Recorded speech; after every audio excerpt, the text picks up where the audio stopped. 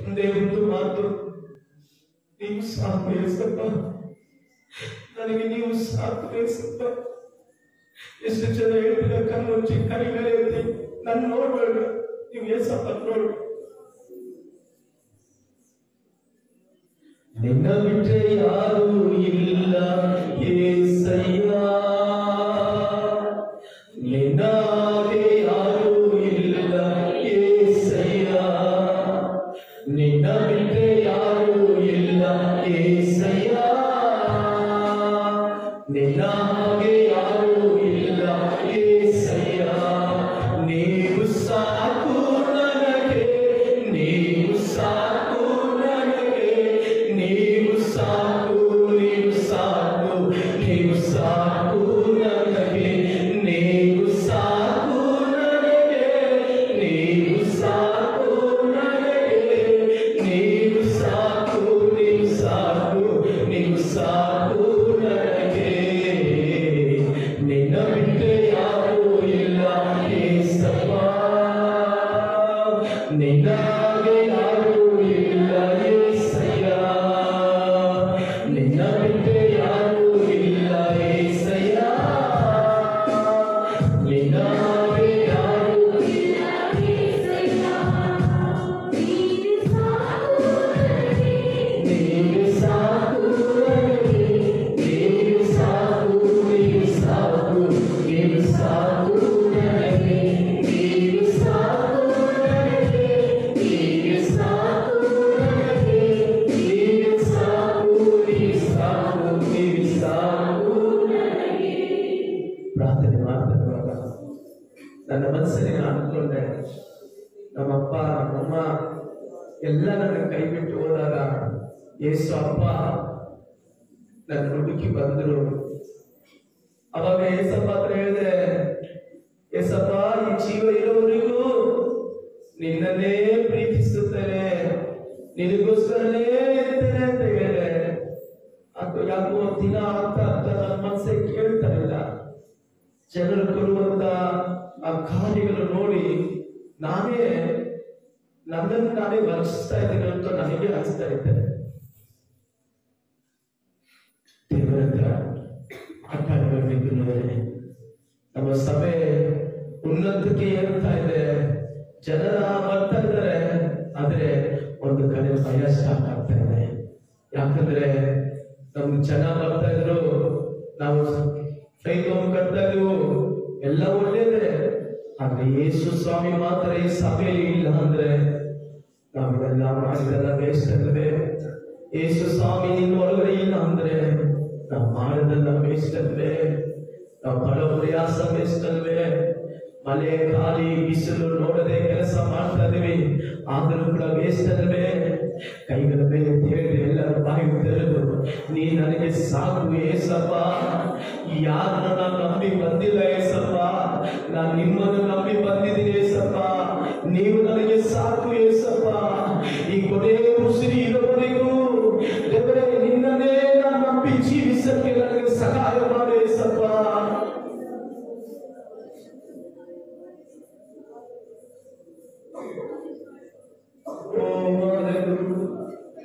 ಅಬ್ರಹಾಮ ದೇವರು ನೀನೇನಯ್ಯ, ಇಸಾಕ ದೇವರು ನೀನೇನಯ್ಯ, ಯಾಕೋಬ ದೇವರು ನೀನೇನಯ್ಯ, ಇಂದು ನನ್ನ ದೇವರು ನೀನೇನಯ್ಯ.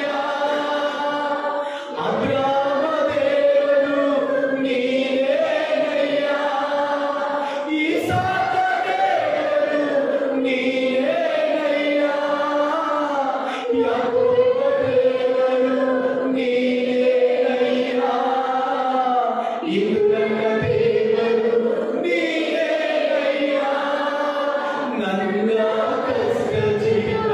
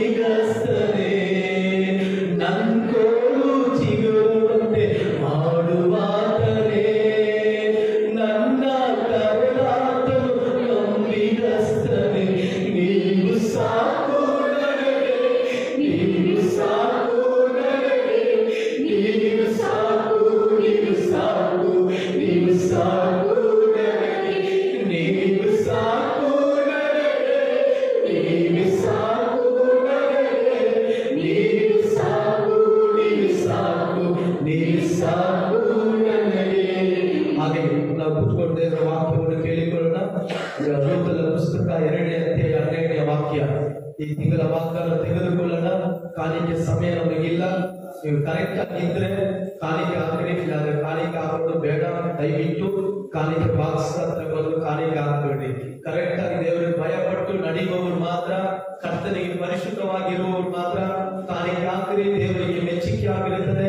ಅದು ದೇವರಿಗೂ ದೇವರ ರಾಜ್ಯಕ್ಕೂ ಪ್ರಯೋಜನವಾಗಿರುತ್ತದೆ.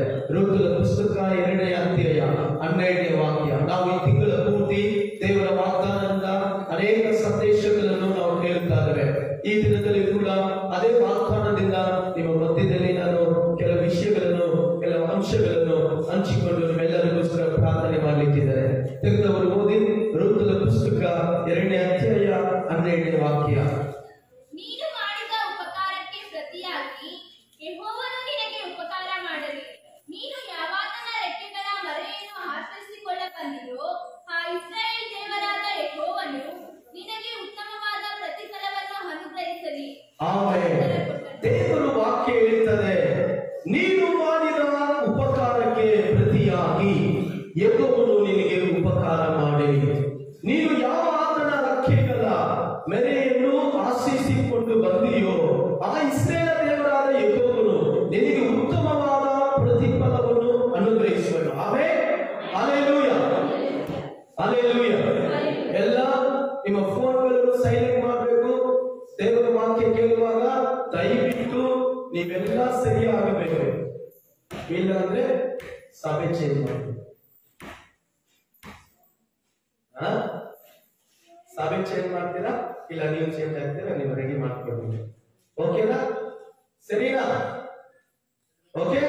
ದೇವರ ವಾಕ್ಯ ಹೇಳ್ತದೆ, ನಾವು ಮೊದಲನೇ ದಿನ ನೋಡಿದ್ವಿ, ದೇವರು ತನ್ನ ಧರ್ಮದ ಫಲವನ್ನು ತನ್ನ ಜನರಿಗೆ ಕೊಡುತ್ತಾರಂತೆ. ಎರಡನೇದಾಗಿ ದೇವರು ನಮಗೆ ಕೊಡುವಂತ ಸರಿಯಾದ ಪ್ರತಿಫಲ ಕೊಡುತ್ತಾರೆ. ಮೂರನೇದಾಗಿ ನಾವು ಒಂದನೇ ತಾರೀಕು ನೋಡಿದ ಪ್ರಕಾರ ನಾವು ಮಾಡಿದ ಪ್ರಕಾರ ದೇವರು ನಮಗೆ ಮಾಡಿದ್ರೆ ಇವತ್ತು ಯಾರು ಸಭೆಯಲ್ಲಿ ಕುತ್ಕೊಳ್ತಾ ಇದ್ದೀರ. ನಾವು ಹಾಡಾದ್ವಿ, ಎಷ್ಟು ಜನ ನೀವು ಗ್ರಹಿಸಿಕೊಂಡು ಹಾಡುದಿರೋ ನನಗೆ ಗೊತ್ತಿಲ್ಲ. ಆದ್ರೆ ಬೈಬಲ್ ಹಾಡುಗಾರರು ಹಿಂಗ ಹಾಕಿದರು, ಮಾನವನಾಗಿ ಅವತರಿಸಿ ಕಲ್ವಾರಿ ಬೆಟ್ಟದಲ್ಲಿ ಬಲಿಯಾಗಿ ರೊಟ್ಟಿಯ ರೂಪದಲ್ಲಿ, ಅದೇ ಅರ್ಥ ಮಾಡ್ಕೊಂಡು, ರೊಟ್ಟಿ ರೂಪ ಅಂದ್ರೆ ಏನು ಅರ್ಥ ಬರುತ್ತೆ ನಿಮ್ಗೆ? ಕರ್ತನ ಮೇಜು. ಅನುದಿನವೂ ಜೀವಂತವಾಗಿ. ಹಲ್ಲೆಲೂಯಾ. ದೇವರ ಯೋಗಾಂಶವಾದಲ್ಲಿ ಆಮೇಲೆ ಓದಿಕೊಳ್ಳ್ರಿ. ನನ್ನ ದೇಹವನ್ನು ತಿಂದು ನನ್ನ ರಕ್ತವನ್ನು ಕುಡಿದವನು ಎಂದಿಗೂ ಜೀವಿಸುತ್ತಾನೆ. ಆಮೇಲೆ ಆ ರೊಟ್ಟಿ ನೋಡುವಾಗ ಯೇಸು ಸ್ವಾಮಿ ಶರೀರಕ್ಕೆ ಆಗಿದೆ. ಆ ದ್ರಾಕ್ಷಿ ರಸ ನೋಡುವಾಗ ಯೇಸು ಸ್ವಾಮಿ ರಕ್ತಕ್ಕೆ ಹೋಲಿಕೆ ಆಗಿದೆ. ಅದನ್ನು ತೆಗೆದುಕೊಂಡು ನಾವು ಮತ್ತೆ ಹೋಗಿ ಪಾಪ ಮಾಡ್ತಾರೆ ಕೈಯಲ್ಲಿ. ಅದ್ ನೆನೆಸಿ ನಾನು ಅಳ್ತಾನೆ. ಅದೆಲ್ಲ ಮಾಡಿ ಅದೆಲ್ಲ ತೆಗೆದುಕೊಂಡು ಮತ್ತೆ ಹೋಗಿ ನಾವು ಪಾಪ ಮಾಡ್ತೀವಂದ್ರೆ ಅದೇ ನಮ್ಮಂತ ಅಷ್ಟು ಕೆಟ್ಟ ಹೃದಯ ಯಾರು ಇರುವ. ಅದರಿಂದ ಇವೆಲ್ಲ ಬದಲಾಗಬೇಕು. ಇಲ್ಲಾಂದ್ರೆ ಚರ್ಚ್ ಬದಲಾಯಿಸ್ಬೇಕು. ಇಲ್ಲಿ ಅದು ನಡೆಯಲೇ ಇಲ್ಲ. ಇವತ್ತು ಕರ್ತನ್ ಕರೆಕ್ಟ್ ಆಗಿ ಮಾತಾಡಿದ್ದಾರೆ. ಅದರಿಂದ ದಯವಿಟ್ಟು ಸರಿಯಾಗಿ ಬದಲಾಗೋದು. ದೇವರ ವಾಕ್ಯ ನಾನು ಅನಿಸ್ತೇನೆ. ದೇವರು ನಿಮ್ಮನ್ನ ಏನಾಗುವಾಗ ಆಶೀರ್ವದಿಸಿ. ದೇವರ ಚಿಂತೆ ಇದೆ, ಆ ಪರಲೋಕದಲ್ಲಿ ನಿಮ್ಮನ್ನ ನೋಡೋಣ. ಸರಿ, ಓಕೆ. ಇನ್ನು ಮುಂದೆ ನನಗೇನು ಮಾತಾಡೋದಿಲ್ಲ. ನೋಡಿ, ರೂತನ ಪುಸ್ತಕ 2ನೇ ಅಧ್ಯಾಯದಲ್ಲಿ ಮತ್ತೆ ನಾವು 1ನೇ ಭಾನುವಾರ ನೋಡಿದ್ರು. ಪೇತ್ರನು ಎಲ್ಲವನ್ನೂ ಕಳ್ಕೊಂಡು ಧೋನಿಯನ್ನು ಕೊಟ್ಟ. ದೇವರು ಧೋನಿಯನ್ನು ತಗೊಂಡು ಖಾಲಿ ಕಳಿಸಿಲ್ಲ. ಧೋನಿ ತುಂಬುವಷ್ಟು ದೇವರ ಆಶೀರ್ವಾದ ಕೊಟ್ಟರು. ಆಮೇಲೆ ಅಷ್ಟು ಮಾತ್ರವಿಲ್ಲದೆ ಈ ರೂತನು ತನ್ನ ಅತ್ತೆ ಹತ್ರ ಏನೇ ಇಲ್ಲ, ಆ ರೂತನು ಅತ್ತಿಕೊಂಡು ಅಂದ್ರೆ ಹಿಡಿದುಕೊಂಡಂತೆ. ಅತ್ತೆ ಹತ್ರ ಆಸ್ತಿ ಇಲ್ಲ, ಪಾಸ್ತಿ ಇಲ್ಲ, ಎಲ್ಲವನ್ನು ಕಳ್ಕೊಂಡ್ಬಿಟ್ಟಿದ್ದಾನೆ. ಗಂಡನ ತೀರೋಗ್ಬಿಟ್ಟಿದ್ದಾನೆ, ಮಕ್ಕಳು ಕೂಡ ತೀರೋಗ್ಬಿಟ್ರು. ಅವಳು ಅವಾಗ ಹೇಳ್ತಾರೆ ಅವ್ರ ಅತ್ತೆ, ನೀನ್ ಹೋಗ್ಬಿಡಮ್ಮ, ನೀನ್ ತವ್ರ ಮನೆಗೆ ಹೋಗು, ನಿನ್ ಪಾಡಿ ನಿನ್ ಮಾರ್ಗಕ್ಕೆ ಹೋಗು, ನೀನು ನಾನು ಹೋಗ್ತೀನಿ, ಯೆಹೋವನ ಹಸ್ತ ನನಗೆ ವಿರೋಧವಾಗಿದೆ ಅಂತ ಹೇಳ್ತಾರೆ. ಎಷ್ಟು ಹೇಳಿದ್ರು ಕೂಡ ರೂತನು ಬಿಟ್ಟಿಲ್ಲ. ಅವಳು ಹೇಳ್ತಾರೆ, ನಿನ್ನ ಜನರು ನನ್ನ ಜನರು, ನಿನ್ನ ದೇವರು ನನ್ನ ದೇವರು, ನೀನ್ ಸಾಯಿಬಲ್ಲೆ ನಾನು ಸಾಯ್ತೀನಿ, ನೀ ಎಲ್ಲಿ ನಾನು ಮರಣ ನನಗೆ ಬರುವವರೆಗೂ ನಾನು ನಿನ್ನ ಬಿಟ್ಟು ಅಗಲಿದ್ರೆ ಯೆಹೋವನು ನನಗೆ ಬೇಕಾದದನ್ನು ಮಾಡಿ ಒಂದು ತೀರ್ಮಾನ ಇಟ್ಕೊಂಡು ದೇವರು ಅವಳನ್ನ ಹಂಗೆ ಬಿಟ್ಟಿಲ್ಲ. ಅದೇ ಹಂಗೆ ಬಿಟ್ಟ ಇದುವೆಲ್ಲ ಇದಲ್ಲ, ಮದುವೆ ಆಗುತ್ತೆ, ಮಕ್ಕಳಾಗುತ್ತೆ, ಅನೇಕ ಆಶೀರ್ವಾದ ಪಡ್ಕೊಂಡು ಬೆರಿದಾದ ಜೀವಿತ ಆಶೀರ್ವದಿಸಲ್ಪಟ್ಟರು. ಆಮೇಲೆ ಒಂದು ತೀರ್ಮಾನ, ಏನ್ ತೀರ್ಮಾನ? ನಿನ್ನ ದೇವರೇ ನನ್ನ ದೇವರು. ಆಮೇಲೆ ಅಂತ ಒಂದು ತೀರ್ಮಾನ ಎತ್ತಿದ್ರಿಂದ ಅವಳನ್ನ ದೇವರ ಆಶೀರ್ವದಿಸಿದ್ರು. ಅದು ಮಾತ್ರ ನಾವು ಮೋಶೆ ಬಗ್ಗೆ ನೋಡ್ತೀವಿ.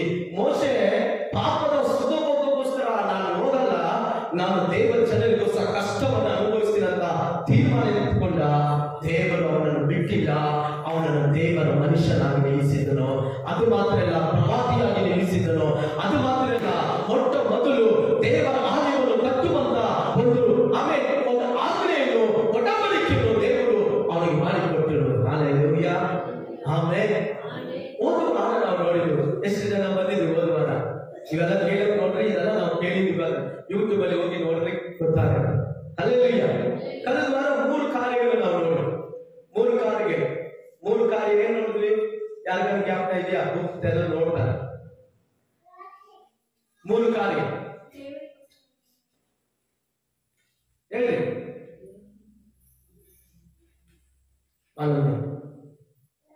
Thank you Jesus.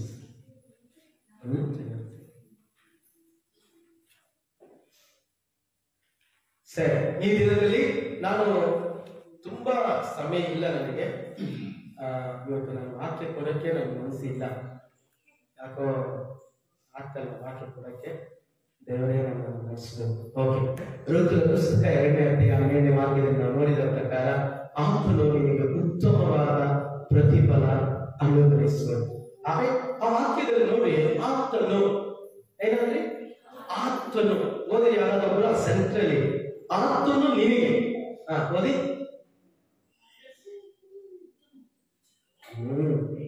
ನೀನು ಮಾಡಿದ ಉಪಕಾರಕ್ಕೆ ಪ್ರತಿಯಾಗಿ ಯೆಹೋವನು ನಿನಗೆ ಉಪಕಾರ ಮಾಡಿರಿ. ನೀನು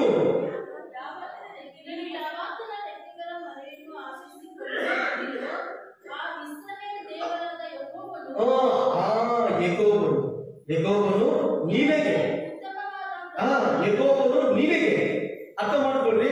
ಆ ಮಾತು ಮಾತ್ರ ಅಂಡರ್ಲೈನ್ ಮಾಡಿ, ಯೆಹೋವನು ನಿನಗೆ. ಹಲ್ಲೆಲೂಯಾ. ಇವಾಗ ಆಶೀರ್ವಾದ ಯಾರಿಂದ ಬರೋದು? ದೇವರು. ಆಮೇಲೆ ನಾವೆಲ್ಲ ಆಶೀರ್ವಾದ ಪಡ್ಕೋಬೇಕಂದ್ರೆ ಪಾಸ್ಟ್ ಆಶೀರ್ವದಿಸಲ್ಲ. ಪಾಸ್ಟ್ ಆಶೀರ್ವಾದ ಮಾಡಿದ್ರು, ಪ್ರಾರ್ಥನೆ ಮಾಡಿದ್ರು, ಕೊಡೋರು ಯಾರು? ಅವರೇ. ಚೆನ್ನಾಗಿ ಅರ್ಥ ಮಾಡ್ಕೊಳ್ಳಿ. ಆಶೀರ್ವಾದ ಕೊಡೋದು ಅವರೇ ಅದ್ಭುತ ಮಾಡೋದು, ಅವರೇ ಬಿಡುಗಡೆ ಕೊಡೋದು. ಅವ್ರಿಗೆ ನೀವು ಕರೆಕ್ಟ್ ಆಗಿ ನಡೆದ್ರೆ ಮಾತ್ರನೇ ನಿಮಗೆ ಆಶೀರ್ವಾದ ಸಿಕ್ಕದು. ನನಗೆ ನಡೆಯೋದು ಬಿಡೋದು ಅದು ಬೇರೆ ವಿಷಯ. ಫಸ್ಟ್ ನೀವು ಅವರಿಗೆ ನಡೀಬೇಕು. ಅದಕ್ಕೆ ಪೌಲನು ಹೇಳ್ತಾ ಇದ್ದಾನೆ, 2 ಕೊರಿಂಥಿಯ 8ನೇ ಅಧ್ಯಾಯ 1, 2, 3, 4, 5 ವಾಕ್ಯವರೆಗೂ ನೀವು ಓದಿ ನೋಡ್ಕೊಳ್ಳಿ. ಅಲ್ಲಿ ಹೇಳಲ್ಪಟ್ಟಿದೆ, ಮೊದಲು ಅವರು ನಮಗೆ ಒಪ್ಪಿಸಿಕೊಟ್ಟಿಲ್ಲ, ಕರ್ತನಿಗೆ ಒಪ್ಪಿಸಿಕೊಟ್ರು. ಆ ನಂತರ ದೇವರ ಅನುಸಾರವಾಗಿ, ದೇವರ ಚಿತ್ತದ ಅನುಸಾರವಾಗಿ ನಮಗೆ ಒಪ್ಪಿಸಿಕೊಟ್ಟರು. ಹಲ್ಲೆಲೂಯಾ. ನಾನು ನಂಬುವುದೇನೆಂದ್ರೆ, ದೇವರಿಗೆ ಯಾರು ಭಯ ಪಡ್ತಾರೋ ಅವರು ನಮಗೆ ಬೇಕು. ಆಮೇಲೆ ಹಲ್ಲೆಲೂಯಾ. ದೇವರನ್ನ ಪ್ರೀತಿ ಮಾಡುವಂತ ಜನರು ಬೇಕು. ದೇವರನ್ನ ಆರಾಧಿಸುವಂತ ಜನರು ಬೇಕು. ದೇವರನ್ನ ಹುಡುಕುವಂತ ಜನರು ಬೇಕು. ಅದಕ್ಕೆ ಗೋವಾಚನೆ ಹೇಳ್ತಾನೆ, ಆ ಯೆಹೋವನು ನಿನಗೆ. ಆಮೇಲೆ ಹಲ್ಲೆಲೂಯಾ. ಆ ದೇವರಿಂದ ನಿನಗೆ ಆಶೀರ್ವಾದ ಬರುವಂತದ್ದು. ಮನುಷ್ಯರಿಂದ ಬರುವಂತ ಆಶೀರ್ವಾದ ಅದು ಸ್ವಲ್ಪ ಹೊತ್ತನೇ ಇರುವುದಿಲ್ಲ, ಅದು ಮಾಯವಾಗೋಗುತ್ತೆ. ಎಷ್ಟು ಸ್ಪೀಡ್ ಆಗಿ ಬರ್ತದೆ ಅಷ್ಟು ಸ್ಪೀಡ್ ಆಗಿ ಹೋಗ್ಬಿಡ್ತದೆ. ದೇವರು ಕೊಡುವಂತ ಆಶೀರ್ವಾದ ಅದು ಎಂದಿಗೂ, ಅದಕ್ಕೆ ಬೈಬಲ್ ಹೇಳ್ತದೆ, ದೇವರು ಆಶೀರ್ವದಿಸಿದರೆ ಅದರಲ್ಲಿ ವ್ಯಸನವು ಇರುವುದಿಲ್ಲ. ಆಮೇಲೆ ಹಲ್ಲೆಲೂಯಾ. ಯಾಕೆ ವ್ಯಸನವು ಇರುವುದಿಲ್ಲ ಅಂದ್ರೆ, ದೇವರ ಆಶೀರ್ವಾದ ಅದರಲ್ಲಿ ದುಃಖಕರ ಇರುವುದಿಲ್ಲ. ಮಕ್ಕಳು ಕೊಟ್ರು, ಮನೆ ಕೊಟ್ರು, ಗಾಡಿ ಕೊಟ್ರು, ಹೊಲ ಕೊಟ್ರು, ಚರ್ಚೆ ಕೊಟ್ರು, ಆತ್ಮ ಕೊಟ್ರು, ಏನೇ ಕೊಟ್ರು ಕೂಡ ದೇವರು ಕೊಟ್ರೆ ಅದರಲ್ಲಿ ಯಾವ ಕುಂದು ಕೊಡುತ್ತಿರಲ್ಲ. ಕೈ ಕಟ್ಟಿ ದೇವರಿಗೆ ಮಹಿಮೆ ಸಲ್ಲಿಸಿ. ಹಲ್ಲೆಲೂಯಾ. Amen, amen. ದೇವರು ಆತ್ಮದಿಂದ ನಿಮಗೆ ಗೊತ್ತಾಗುತ್ತೆ. ನಾವು ಕೆಲವು ವಾಕ್ಯಗಳು ಹೇಳ್ತೀವಿ, ಓದಕ್ಕೆ ಸಮಯ ಇಲ್ಲ, ಓದುವವರು ಅಷ್ಟು ಸ್ಪೀಡು ಇಲ್ಲ. ಎಲ್ಲ ಪಾಪ ಅವರು ನಿದ್ದೆ ತನ್ನೆಲ್ಲ ಒರೆಸ್ಕೊಂಡು ಅವ್ರು ಓದ್ಬೇಕಾಗುತ್ತೆ. ಬೇಡ, ನಾನು ಹಂಗೆ ಹೇಳ್ಕೊಂಡು ಹೋಗ್ತೀವಿ, ನೀವು ಬೇಕಾದ್ರೆ ಬರ್ಕೊಡ್ರಿ. ನೀವು ಬರ್ಕೊಳಕ್ಕೆ ಆಗಿಲ್ಲ ಅಂದ್ರೆ ಯೂಟ್ಯೂಬ್ ಅಲ್ಲಿ ಹಾಕಿರ್ತೀನಿ, ಅದನ್ನ ಓಪನ್ ಮಾಡಿ ನೀವು ಬೇಕಾದ್ರೆ ನೋಡ್ಕೊಳ್ಳಿ. ಅಪೊಸ್ತಲರ ಕೃತ್ಯ 4ನೇ ಅಧ್ಯಾಯ 15ನೇ ವಾಕ್ಯ, ಬರಬೇಕಾದ ರಕ್ಷಣೆ ಯೇಸುವಿನಿಂದಲೇ, ಆತನ ನಾಮದಿಂದಲೇ ಬರುತ್ತದೆ. ಬರಬೇಕಾದ ರಕ್ಷಣೆ ಯಾರಿಂದ ಬರ್ತದೆ? ಮನುಷ್ಯರಿಂದ ಬರುವಂತದ್ದಲ್ಲ, ಯಾವುದೋ ಒಂದು ಅಧಿಕಾರದಿಂದ ಬರುವಂತದ್ದಲ್ಲ, ಯಾವುದೋ ಒಂದು ಕೆಟ್ಟ ವ್ಯಕ್ತಿಯಿಂದ ಬರುವಂತದ್ದಲ್ಲ. ರಕ್ಷಣೆ ಅನ್ನೋದು ಅದು ಕರ್ತನಿಂದಲೇ ಉಂಟಾಗುವಂತದ್ದಾಗಿದೆ. Amen, hallelujah. ಅದಕ್ಕೆ 2 ಕೊರಿಂಥಿಯ ಅಧ್ಯಾಯ 5ನೇ ವಾಕ್ಯ 6ನೇ ವಾಕ್ಯದಲ್ಲಿ ಹೇಳಲ್ಪಟ್ಟಿದೆ, ನಮ್ಮ ಪ್ರತಿಫಲ ಕರ್ತನಲ್ಲಿ ಇದೆ. ಹಲ್ಲೆಲೂಯಾ. ನಮ್ಮ ಆಶೀರ್ವಾದ ಎಲ್ಲಿದೆ? ಕರ್ತನಲ್ಲಿ ಇದೆ. ಹಲ್ಲೆಲೂಯಾ. ನಮಗೆ ಬೇರೆ ಎಲ್ಲೂ ಸಿಗುವುದಿಲ್ಲ, ಕರ್ತನ ಕೈಯಲ್ಲಿ ಸಿಗುವಂತದ್ದಾಗಿದೆ. ನಹೂಮನು 1ನೇ ಅಧ್ಯಾಯ 6ನೇ ವಾಕ್ಯ ಹೇಳ್ತದೆ, ಆತನು ನಮಗೆ ಆತನ ಕೋಪಕ್ಕೆ ಬೆಟ್ಟದಲ್ಲಿ ಏನ್ ಮಾಡುತ್ತದೆ?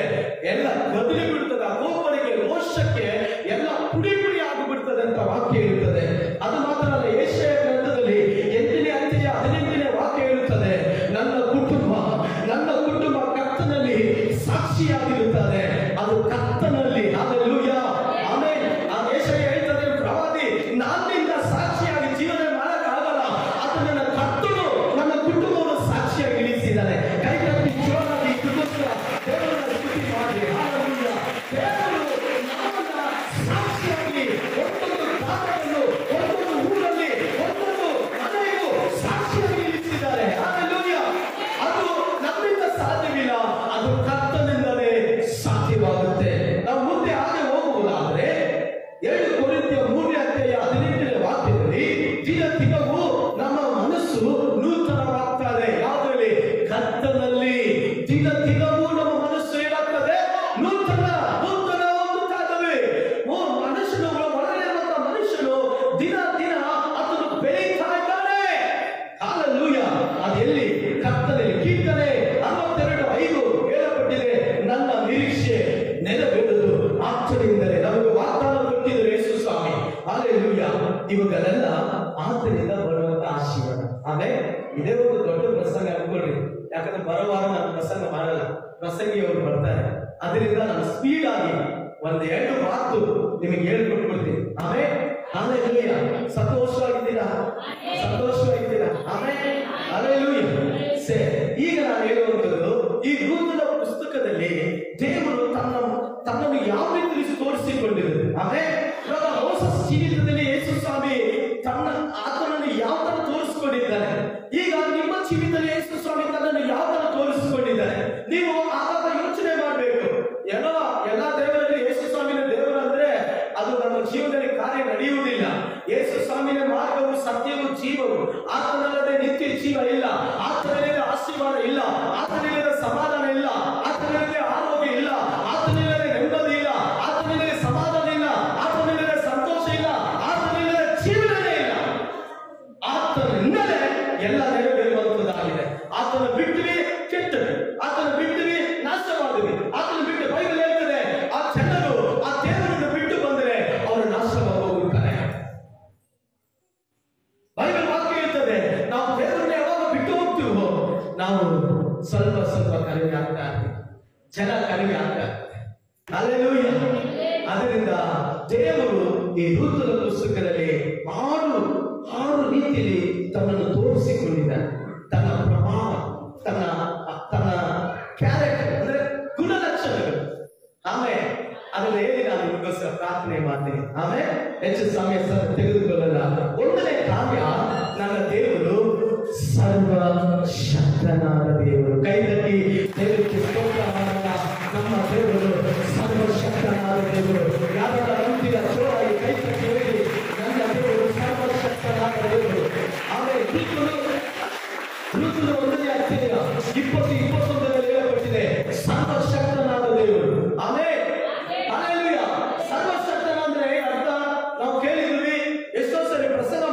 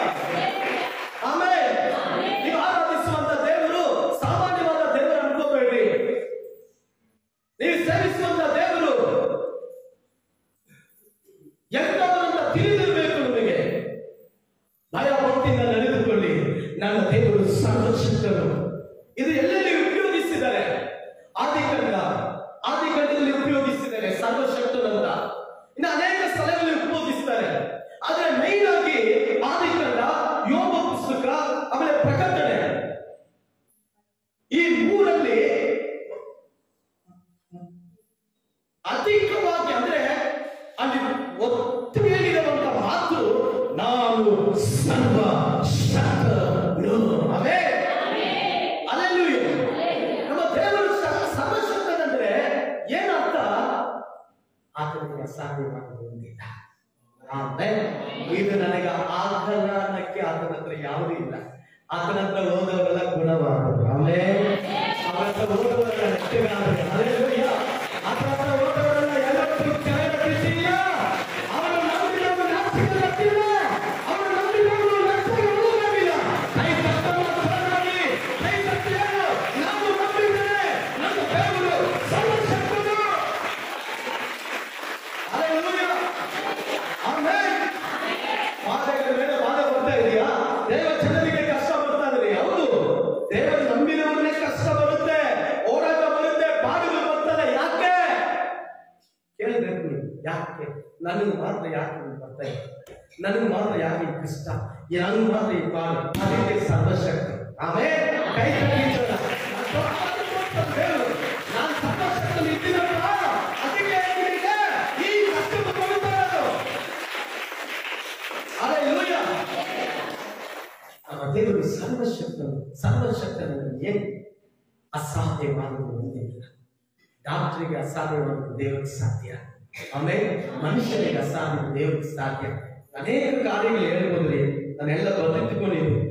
ಆಮೇಲೆ ಆದಿಕಾಂಡ 17 ಗಂಟೆ 1ನೇ ವಾಕ್ಯದಲ್ಲಿ ಅಬ್ರಹಾಮನಿಗೆ ದರ್ಶನ ಕೊಟ್ಟು ದೇವರು ಹೇಳ್ತಾರೆ, ನಾನು ಸರ್ವಶಕ್ತನಾದ ದೇವರು ನನ್ನ ಮುಂದೆ ಹೆಂಗ್ ನಡ್ಕೋ, ಎಲ್ಲೆಡೆ ಹಾಕೊಂಡು ಬೀಡಿ ಸಿಗರೆಟ್ನ ಕುಡ್ಕೊಂಡು ಎಣ್ಣೆಲ್ಲ ಹೊಡ್ಕೊಂಡು ನೀನ್ ಬಾಳು ಅಂತ ಹೇಳಿಲ್ಲ. 90 ವಯಸ್ಸಲ್ಲಿ ಅಬ್ರಹಾಮನಿಗೆ 90 ವಯಸ್ಸು. ಅವಾಗ ದರ್ಶನ ಕೊಟ್ಟು ಹೇಳೋದು ಗೊತ್ತಾ? ದೋಷ ಇಲ್ಲದವನಾಗಿ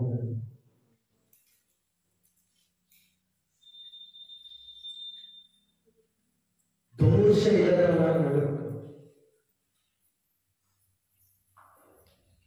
ನೀವು ಕರ್ತನ ಭೋಜನ ಎತ್ಕೊಂಡು ನೀವು ತಪ್ಪು ದಾರಿ ಮಾಡಿದ್ರೆ ಬೇಗ ನಡ್ಕೋಬಹುದು ಮುಖ್ಯ. ಪದೇ ಪದೇ ನೀವು ಮುಚ್ಚಿಸ್ತಾರೆ. ನೀವು ಎಲ್ಲರಿಗೆ ಹಾಕೋದ್ರಿಂದ ನಿಮಗೇನು ತೊಂದರೆ ಇಲ್ಲ. ನಾನೇನು ಹಾಳಾಗೋಗಲ್ಲ, ನಾನೇನು ನಷ್ಟ ಪಡಲ್ಲ, ನನಗೇನು ನಷ್ಟ ಆಗಲ್ಲ. ಚೆನ್ನಾಗಿ ಅರ್ಥ ಮಾಡ್ಕೊಳ್ಳಿ ದೇವರ ಮಕ್ಕಳೇ. ಇವತ್ತು ದೇವರು ಆಶೀರ್ವಾದ ಪಡೆಯದೇ ಇರದೇ ನಿಮ್ಮಿಂದಲೇ. ಸಭೆ ನಮಗೆ ಹೆಂಗಿರ್ಬೇಕು ಅಂತ, ಬಂದಿದ್ದ ಸ್ಪೀಡಲ್ಲಿ ಯಾವ ಮಟ್ಟಕ್ಕೆ ಇರ್ಬೇಕು ಅಂತ ನಿಮ್ಗೆ ಗೊತ್ತಾಗಲ್ಲ. ನಿಮ್ಗೆಲ್ಲ ಯಾರು ಗೊತ್ತಾಗಲ್ಲ. ಬೈಬಲ್ ಹೇಳ್ತದೆ, ಸರ್ವಶಕ್ತ ನಾನು ಸರ್ವಶಕ್ತ, ನನ್ನ ಮುಂದೆ ದೋಷ ಓದಿದ ವಾಕ್ಯ. ಅಬ್ರಹಾಮನು 99 ವರ್ಷದವನಾದಾಗ ಯೆಹೋವನು ಅವನಿಗೆ ದರ್ಶನ ಕೊಟ್ಟು, ನಾನು ಸರ್ವಶಕ್ತನಾದ ದೇವರು, ನಾನು ಸರ್ವಶಕ್ತನಾದ ದೇವರು, ನನಗೆ ನಡೆದುಕೊಂಡು ದೋಷ ಇಲ್ಲದವನಾಗಿ ವಾಗಿರು. ದೋಷ ಅಂದ್ರೆ ಪಾಪ ಮಾಡದೇ ಇರೋಪ್ಪ, ತಪ್ಪು ಮಾಡಬೇಡ. ದೇವರ ಮಕ್ಕಳಿಗೆ ನಮ್ಮ ವ್ಯತ್ಯಾಸ ಇದೆ. ನಮ್ಮ ನಡೆ, ನಮ್ಮ ನುಡಿ ಬದಲಾವಣೆ. ಸರ್ವಶಕ್ತನಾದ ದೇವರಿಗೆ ಅದು ನಾವು ಸೃಷ್ಟಿಸಕ್ಕೆ 1 ನಿಮಿಷ ಸಾಕು, ಒಂದೇ 1 ಸೆಕೆಂಡ್ ಸಾಕು, ಅಂದ್ರೆ ಸಾಕು. ಅಡ್ರೆಸ್ ಇಲ್ಲದೆ ಹೋಗ್ಬಿಡ್ತೀವಿ, ಯಾವ ಕಾರಣ ಗೊತ್ತಿರ್ತೀವೋ ಗೊತ್ತಿಲ್ಲ. ಸರ್ವಶಕ್ತನಾದ ಎಷ್ಟು ದೊಡ್ಡ ದೇವರು ನಮ್ಮ ದೇವರು. ಅವರು ಹೇಳ್ತಾರೆ, ದೋಷ ಇಲ್ಲದವನಾಗಿ ನಡೆದುಕೋ. ಇವತ್ತೆಷ್ಟು ಕುಟುಂಬದಲ್ಲಿ ದೋಷ ಇದೆ, ಎಷ್ಟು ಜನ ಪಾಪ ಮಾಡ್ತಾ ಇದ್ದಾರೆ, ಎಷ್ಟು ಜನ ಕೆಟ್ಟು ಮಾಡ್ತಾ ಇದ್ದಾರೆ, ಎಷ್ಟು ಜನ ಜಗಳ ಮಾಡ್ತಾರೆ. ಇದೆಲ್ಲ ಯಾವಾಗಲೇ ನಾವು ಯಾವಾಗಲೂ ದೇವರ ಮುಂದೆ ಕರೆಕ್ಟಾಗಿ ಮಾಡಬೇಕು. ನಮ್ಮ ಸಭೆ ಯಾವಾಗಲೂ ದೇವರ ಮುಂದೆ ಅವರು ಪ್ರಿಯ ಪಡುವಂಥ ಸಭೆಯಾಗಿರೋದು. ಯಾವಾಗ ಕಣ್ಣು ಸರಿ, ಕಣ್ಣು ಸರಿ, ನಿನ್ನ ಮನಸ್ಸು ಸರಿ, ನಿನ್ನ ಕೈ ಸರಿ, ನಿನ್ನ ಬಾಯಿ ಸರಿ, ಸರ್ವಶಕ್ತನಾದ ಮುಂದೆ ದೇವರ ಮುಂದೆ ದೋಷ ಇಲ್ಲದವರಾಗಿ ನಡೆದುಕೊಳ್ಳ್ರಿ. ಕೆಲವರು ಹೇಳ್ತಾರೆ, ನಾನು ನಿನ್ನನ್ನು ಆಶೀರ್ವದಿಸ್ತೇನೆ, ನಾನು ನಿನ್ನ ಸಂತಾನ ಕೊಡ್ತೀನಿ, ನಾನು ನಿನ್ನ ದೊಡ್ಡ ಜನಾಂಗವಾಗಿ ಮಾಡ್ತೀನಿ, ನಾನು ಹಾಗೆ ಮಾಡ್ತೀನಿ, ಹೀಗೆ ಮಾಡ್ತೀನಿ. ಅವಾಗ ದೋಷ ಇಲ್ಲದವರಾಗಿ ನಡೆದುಕೋ. ಒಂದು ಆಶೀರ್ವಾದ ಕೊಡಬೇಕಾ? ದೋಷ ಇಲ್ಲದವರಾಗಿ ನೋಡ್ಕೊ. ದೋಷ ಇರ್ತಾರೆ ದೇವರು ಬೈಬಲ್ ಹೇಳ್ತಾರೆ, ಯೆಶಾಯಗಾರರು ಹೇಳ್ತಾರೆ, ದೋಷದಲ್ಲಿರುವ ದೋಷ ದುಷ್ಟನಿಗೆ ಸಮಾಧಾನ ಎಂದಿಗೂ ಇರುವುದಿಲ್ಲ. ಇರ ನೀವು ಮತ್ತೆ ಮತ್ತೆ ಪಾಪ ಮಾಡ್ತಾರೆ. ಬೈಬಲ್ ಹೇಳ್ತಾರೆ, ಮೂರನ್ನು ಮಾಡಿದೇ ತಪ್ಪು ಮಾಡಿ ಮಾಡಿ ನಾನು ತನ್ನ ಕಕ್ಕಿನನ್ನು ನಕ್ಕುವ ಪ್ರಕಾರ ತಪ್ಪು ಮೂರನ್ನು ಹೋಗಿ ಹೋಗಿ ಮಾಡ್ತಾರೆ.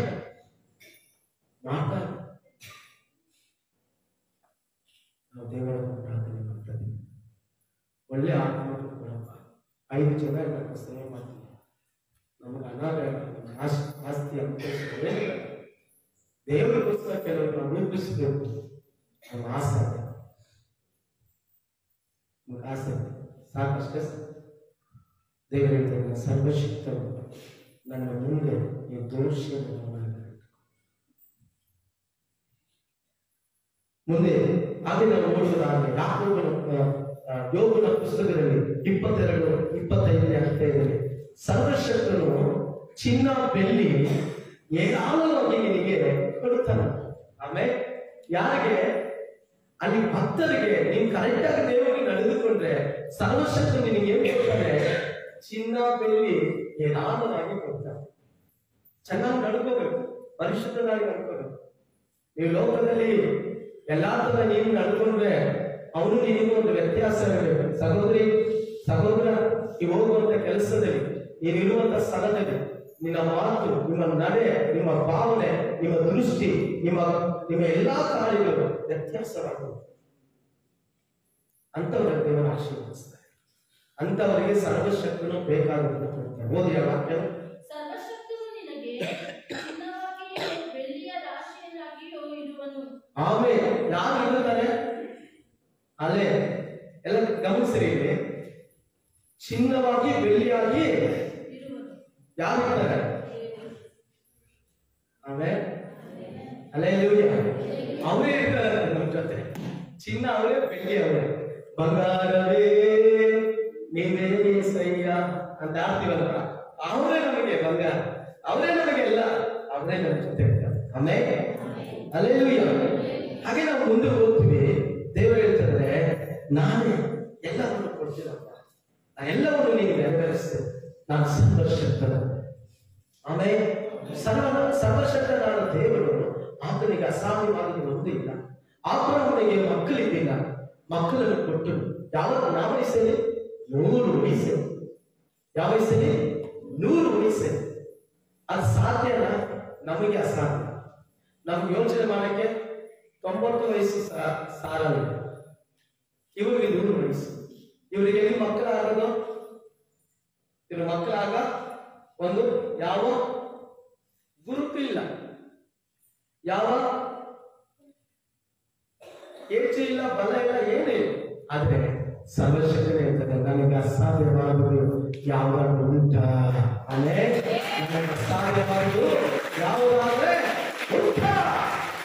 ಸರ್ವಶಕ್ತನಿಗೆ ಅರ್ಥ ಏನು? ಆಗದಿರುವಂತ ಕಾರ್ಯಗಳು ಮಾಡುವಂಥದ್ದು.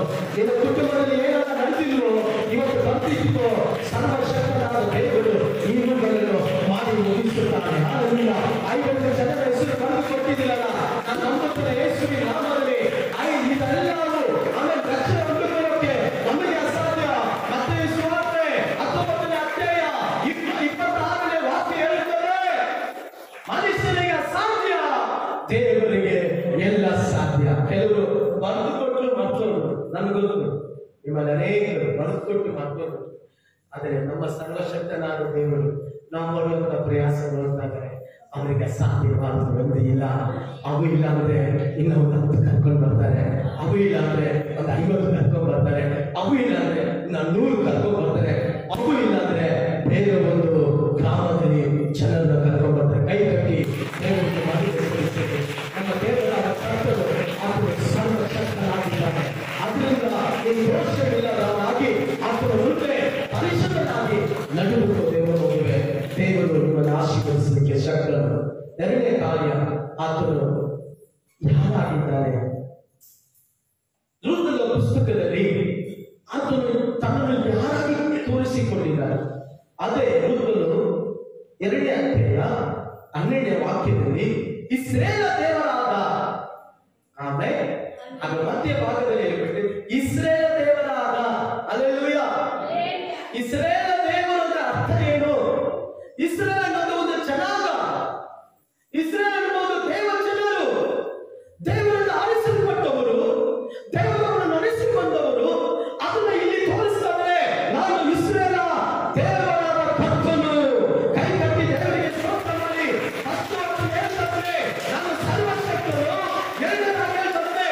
ಇಸ್ರೇಲ ದೇವರಾದ ಕರ್ತನು. ಹಲ್ಲೆಲೂಯಾ. ಅವನ ಕರ್ತನು ಅವರ ಐಗುಪ್ತ ದೇಶದಿಂದ ನಮ್ಮ ಪಿತೃಗಳು 430 ವರ್ಷ ಐಗುಪ್ತ ದೇಶದಲ್ಲಿ ಗುಲಾಮತನದಲ್ಲಿ ಇದ್ದರು.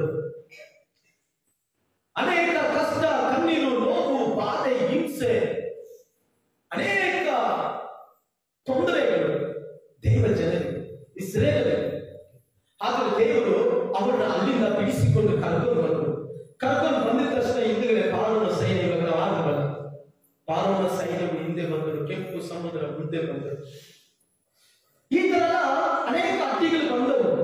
ಅವುಗಳೆಲ್ಲ ಸೀಳಿ ದೇವರು ನಡೆಸಿಕೊಂಡು ಬಂದು ಅವರ ರಾತ್ರಿಯಲ್ಲಿ ಅಗ್ನಿ ಸ್ತಂಭವಾಗಿ, ಹಗಲಿನಲ್ಲಿ ಮೇಘ ಸ್ತಂಭವಾಗಿ ಇದ್ದು ಅವರು ನಡೆಸಿಕೊಂಡು ಬಂದರು.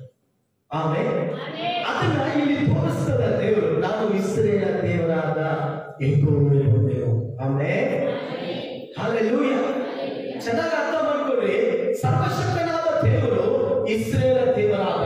ಆಮೇಲೆ ಆ ಇಸ್ರೇಲ ದೇವರು ಅವರ ನಡೆಸಿ ಬಂದದ್ದು ಮಾತ್ರ ಅಲ್ಲ, ಇವತ್ತು ನಿಮ್ಮನ್ನು ನಮ್ಮನ್ನು ನಡೆಸಲಿಕ್ಕೆ ಶಕ್ತರು. ಕೈ ಜೋರಾಗಿ ತಟ್ಟಿ. ಆಮೇಲೆ ಇಸ್ರೇಲ ದೇವರಾದ ಕರ್ತನು ಅವರನ್ನು ನಡೆಸಲಿಕ್ಕೆ ಶಕ್ತರು. ಆಮೇಲೆ ಹಲ್ಲೆಲೂಯಾ.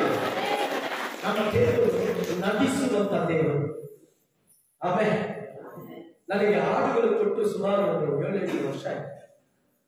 ನನಗೆ ಅದಕ್ಕೆ ಒಂದು ಹೆಸರಿಡಕ್ಕೆ ನನಗೆ ತುಂಬಾ ಕಷ್ಟಪಟ್ಟೆ. ಉಪವಾಸ ಮಾಡಿ ನೋಡಿದೆ, ಬೈಬಲ್ ನೋಡಿದೆ, ಹಾಗೆ ನನಗೆ ಒಂದು ಮಾರ್ಕ್ಸ್ ಸಿಕ್ಕಾನೇ ಇಲ್ಲ. ಏನೋ ಹೆಸರಿಟ್ರು ಅದಕ್ಕೆ ಸೆಟ್ ಆಗಿ ಕೊನೆಯದಾಗಿ ನಡೆಸುವ ನಂಬಿಗಸ್ತತೆ. ಆಮೇಲೆ ಸಿಂಪಲ್ ಆಗಿ ಹಂಗೆ ಮಾತಾಡ್ತಾ ಇರುವಾಗ ಹಿಂಗಿದಾನ ಅಂತ ಬಂತು, ಅದಕ್ಕೆ ಫಿಕ್ಸ್ ಆಗುತ್ತೆ. ಇಸ್ರೇಲ ದೇವರು ಏನಂದ್ರೆ ನಡೆಸಲು ಶಕ್ತನಾಗಿದ್ದಾನೆ. ಆಮೇಲೆ ರೈತರಿಗೆ ಎಂತ ಕಷ್ಟ ಬಂದರು, ಕೆಂಪು ಸಮುದ್ರ ಹತ್ರ ಬಂದರು, ಪಾರೋನ ಸೈನ್ಯವು ಹಿಂದಕ್ಕೆ ಬಂದರು ಕೂಡ, ಎಲ್ಲಿಗೆ ಕೋಟೆ ಮುಂದೆ ಬಂದರು, ಎಷ್ಟೇ ರಾಜ್ಯಗಳು ಮುಂದೆ ಬಂದರು ಕೂಡ, ಅಮೆರಿಕನ ಬರಲಿ, ಅಮೆರಿಕನ ಬರಲಿ, ಯಾರೇ ಬಂದರು ಕೂಡ, ಫಿಲಿಸ್ತೀಯರು ಬಂದರು ಕೂಡ ಈ ಜನರನ್ನ ಏನು ಮಾಡಕ್ಕಾಗಿಲ್ಲ. ಯಾಕಂದ್ರೆ ಇಸ್ರೇಲ ದೇವರಾದ ಯೆಹೋವನು ನಿತ್ಯವೂ ಬೆಳಕಾಗಿ ಅವರಿಗೆ ಯುದ್ಧವನ್ನು ನಡೆಸಿಕೊಂಡು ಬಂದರು. ಆ ದೇವರು ನಿನಗೂ ಮಾಡಲಿಕ್ಕೆ ಶಕ್ತನಾಗಿದ್ದಾನೆ. ಆಮೆನ್. ಹಲ್ಲೆಲೂಯಾ. ಸಂತೋಷ ಆಗಿಲ್ವಾ? ಇಸ್ರೇಲ ದೇವರಾದ ಕರ್ತನು ನಮ್ಮ ನಡೆಸಲು ಶಕ್ತನಾಗಿದ್ದಾನೆ. ಆಮೇಲೆ ನೋಡಿ ಯಾವ ತರ ಅದನ್ನು ಪ್ರಕಟಿಸ್ತಾ ನೋಡಿ. ವಿಮೋಚನಾ ಕಂಡ ನಾನು ಹೇಳುವಂತ ವಾಕ್ಯಗಳನ್ನು ಸ್ವಲ್ಪ ಬೇಗ ನೀವು ಓದಿದ್ರೆ ನನಗೆ ಸುಲಭವಾಗುತ್ತೆ. ವಿಮೋಚನಾ ಕಂಡ 6ನೇ ಅಧ್ಯಾಯ 2-3 ವಾಕ್ಯದಲ್ಲಿ ಹೇಳ್ತಾರೆ, ನಾನು ಅಬ್ರಹಾಮ, ಇಸಾಕ, ಯಾಕೋಬನ ದೇವರು, ನಾನು ಇಸ್ರಾಯೇಲನ ದೇವರು. ಆಮೆನ್. ಹಲ್ಲೆಲೂಯಾ. ಇದಲ್ಲದೆ ದೇವರು ಮೋಶೆಯ ಸಂಗಡ ಮಾತಾಡಿ ಇಂತೆಂದನು, ನಾನು ಯೆಹೋವನು, ಅಬ್ರಹಾಮ, ಇಸಾಕ, ಯಾಕೋಬರಿಗೆ ನಾನು ಸರ್ವಶಕ್ತನಾದ ದೇವರೆಂಬ ಹೆಸರುಳ್ಳವನಾಗಿ ಕಾಣಿಸಿಕೊಂಡೇನೆ ಹೊರತು ಯೆಹೋವನು ಎಂಬ ನನ್ನ ಹೆಸರಿನಿಂದ ಅವರಿಗೆ ಗೋಚರವಾಗಲಿಲ್ಲ. ಯೆಹೋವನೆಂಬ ನಾಮದಲ್ಲಿ ಅವರು ಗೋಚರವಾಗಿಲ್ಲ. ಆದ್ರೆ ಇವಾಗ ನಮಗಾದರೂ ಅದು ಯೆಹೋವನೆಂಬ ಗೋಚರವಾಗ್ತಾ ಇದೆ. ಕೈ ತಟ್ಟಿ ದೇವರಿಗೆ ಸ್ತೋತ್ರ ಮಾಡಿ, ನಾನು ಯೆಹೋವನೆಂದರೆ ಏನು? ನಮ್ಮ ದೇವರ ಹೆಸರು. ಹಲ್ಲೆಲೂಯಾ. ನಮ್ಮ ಕರ್ತನಾದ ಹೆಸರು. ಹಲ್ಲೆಲೂಯಾ. ನಮ್ಮ ಯೇಸು ರಾಜಾಧಿರಾಜನ ಹೆಸರು. ಹಲ್ಲೆಲೂಯಾ. 1 8ನೇ ಅಧ್ಯಾಯ 23ನೇ ವಾಕ್ಯದಲ್ಲಿ ನಾವು ನೋಡುತ್ತೇವೆ,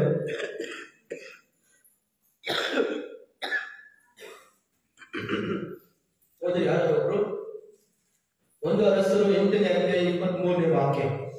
ಇಸ್ರಾಯೇಲ್ ದೇವರಾದ ನೋಡಿ, ಪದೇ ಪದೇ ಇಸ್ರೇಲ್ ದೇವರಾದ ಯೆಹೋವನೇ ಭೂಲೋಕದಲ್ಲಿಯೂ ಪರಲೋಕದಲ್ಲಿಯೂ ನಿನಗೆ ಸಮಾನನಾದ ದೇವರಿಲ್ಲ. ಪೂರ್ಣ ಮನಸ್ಸಿನಿಂದ ನಿನಗೆ ನಡೆದುಕೊಳ್ಳುವಂತ ಸೇವಕರ ವಿಷಯದಲ್ಲಿ ನೀನು ನಿನ್ನ ಒಡಂಬಡಿಕೆಯನ್ನು ಕೃಪೆಯನ್ನು ನೆರವೇರಿಸುವವನು. ಅವರಿಗೆ ಸಮಾನವಾದ ಯಾರಿದ್ದಾರೆ? ಇಸ್ರೇಲ್ ದೇವರಂದ್ರೆ ಏನು ಗೊತ್ತಾ? ಅವರು ದೊಡ್ಡ ಜನಾಂಗವನ್ನು ನಡೆಸಿಕೊಂಡು ಬಂದರು. ಅವರು ತನ್ನ ನಾಮ ಮಹಿಮೆಗಾಗಿ, ತನ್ನ ಚಿತ್ತಕ್ಕಾಗಿ, ತನ್ನ ಸಂಕಲ್ಪಕ್ಕೋಸ್ಕರ ಅವರು ನಡೆಸಿಕೊಂಡರು. ಇವತ್ತು ನಿಮ್ಮನ್ನು ನಮ್ಮನ್ನು ಕೂಡ ದೇವರು ನಡೆಸ್ತಾನೆ. ಏನಕ್ಕೋಸ್ಕರ ಗೊತ್ತಾ? ಏನಕ್ಕೆ? ಅವರ ನಾಮ ಮಹಿಮೆಗಾಗಿ, ಅವರ ರಾಜ್ಯವನ್ನು ಕಟ್ಟುವುದಕ್ಕಾಗಿ, ತನ್ನ ಚಿತ್ತವನ್ನು ನೆರವೇರಿಸುವುದಕ್ಕೋಸ್ಕರ. ಆ ತರ ನಾವು ಜೀವಿಸುವುದಾದ್ರೆ ನಮ್ಮಂತೆ ಆಶೀರ್ವಾದ ಹೊಂದಿದ ಜನ ಬೇರೆ ಯಾರು ಇರುವುದಿಲ್ಲ. ದೇವರು ವಾಕ್ಯ ಹೇಳ್ತದೆ, ಧರ್ಮೋಪದೇಶ ಕಂಡ 28:1, ನಾವು ಹೇಳುವಂತ ಮಾತುಗಳನ್ನು ಶ್ರದ್ಧೆಯಿಂದ ಕೇಳಿ ಅದನ್ನು ಅನುಸರಿಸುವುದಾದ್ರೆ ಭೂಲೋಕದಲ್ಲಿ ಎಲ್ಲಾ ಜನಾಂಗಕ್ಕಿಂತಲೂ ನಿಮ್ಮನ್ನ ಉನ್ನತ ಸ್ಥಿತಿಯಲ್ಲಿ ಕೈ ಕಟ್ಟಿದೆ.